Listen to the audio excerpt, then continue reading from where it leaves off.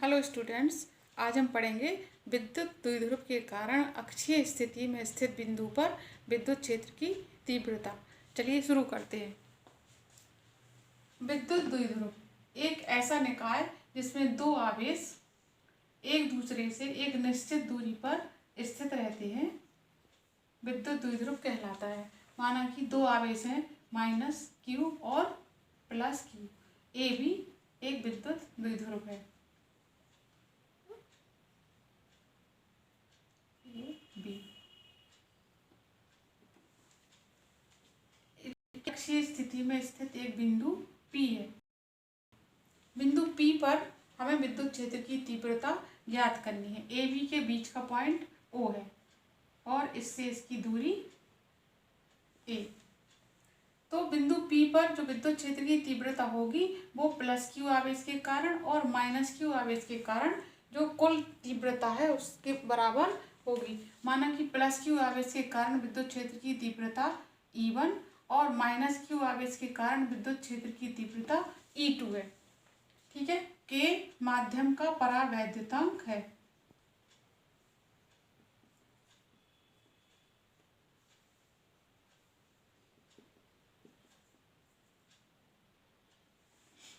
तब +q आवेश के कारण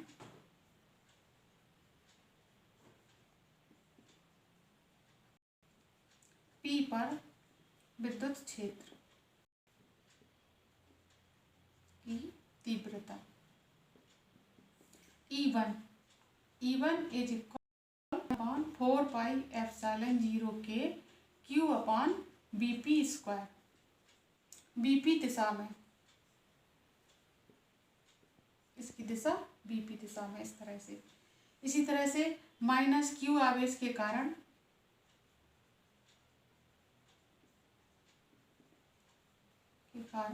P पर विद्युत क्षेत्र की तीव्रता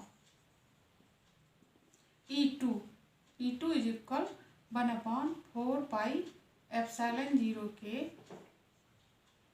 Q अपॉन ये यहाँ पर हो जाएगी AP² और इसकी दिशा होगी PA दिशा में। अब अगर हम BP का मान देखें तो BP ये इससे मिड पॉइंट से इसकी दूरी है, बिंदु P की दूरी मान लीजिए R। ठीक है, तो BP इज इक्वल हो जाएगा R - A। चित्र से ये पूरी दूरी है R, तो R - A बराबर हो जाएगा BP। यहाँ से है B।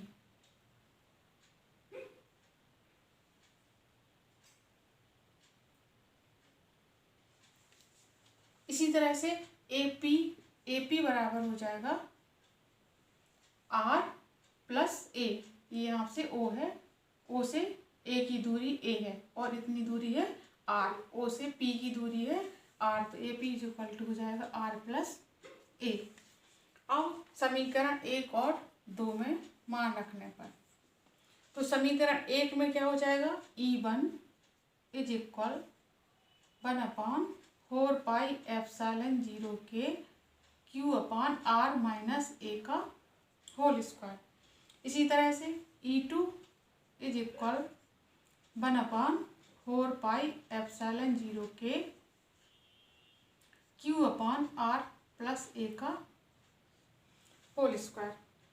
ठीक है, अब इससे स्पष्ट है इन दोनों समीकरणों से, यहाँ पर है R - A और यहाँ पर है R + A। इसका मतलब है कि E1 ग्रेटर देन E2। अतः कुल तीव्रता बिंदु P पर कुल तीव्रता E is equal E1 - E2। ठीक है, E1 चूंकि बड़ा है इसलिए E1 - E2 और माइनस इसलिए किया है क्योंकि इन दोनों की दिशाएं विपरीत है। तब E is equal 1/4πε0K Q upon R - A का होल स्क्वायर माइनस 1/4 एप्सिलॉन 0 के Q upon R plus A का whole square. E is equal 1/4 epsilon 0 के और इंटू Q कॉमन ले लिया 1/R minus A whole square minus 1/R plus A whole square. E is equal Q upon 4 epsilon 0 के LCM लेने पर R square minus A square, ये इसका LCM हो गया। अब यहाँ आएगा R plus A whole square R minus A whole square. इसको सॉल्व कर देंगे। Q 4 एप्सिलॉन 0 के R square plus A square plus 2RA minus R square plus A square, इसको पहले हम ब्रैकेट के अंदर का सॉल्व करेंगे, माइनस 2RA, ठीक है, upon R square minus A square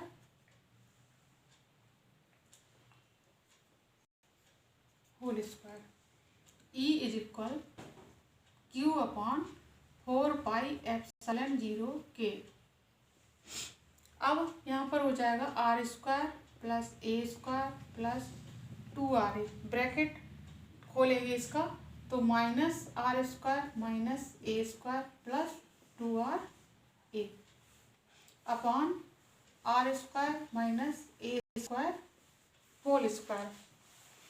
E is equal Q 4 epsilon 0 के।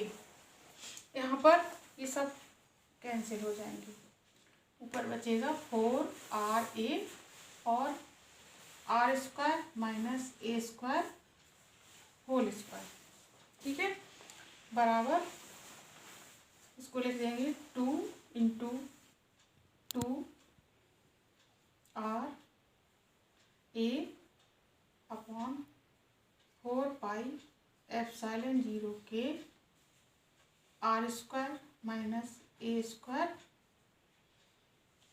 Whole square. अब विद्युत द्विध्रुव आघूर्ण में हमने पढ़ा था कि P is equal Q into 2R, तो यहाँ पर Q इंटू 2R हो जाएगा, यहाँ पर Q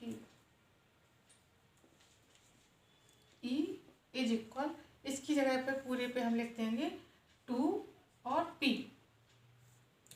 4 एप्सिलॉन 0 के R square minus A square whole square, 2Q into 2A into A, sorry इसकी जगह पर A, तो 2QA बराबर P, क्योंकि इनके बीच में जो दूरी अपन ने ली है वो A के रूप में ली है, ठीक है, R इसके O से P के बीच की दूरी है, तो यहाँ पर हो जाएगा 2P और R बराबर 1/4 एप्सिलॉन 0 के 2P अपॉन, अगर हम इसको दूरियों को देखें तो O से P के बीच की दूरी और O से A के बीच की दूरी A, ये बहुत कम है, जैसे R is very very less than A, very very greater than A, ये R जो दूरी है वो A की अपेक्षा बहुत ज़्यादा है, ठीक है, तो A को अगर हम नेग्लेक्ट कर दें तो यहाँ पर क्या आएगा, A को नेग्लेक्ट कर देने पर यहाँ आएगा 2PR और R पावर 4, R से कैंसिल हो जाएगा, 1/4 एप्सिलॉन 0 के 2P अपॉन R की, ये न्यूटन पर कूलम, ये है अक्षीय स्थिति में विद्युत क्षेत्र की तीव्रता 1/4 पाई एप्सिलॉन 0 के 2p/r क्यूब। ओके।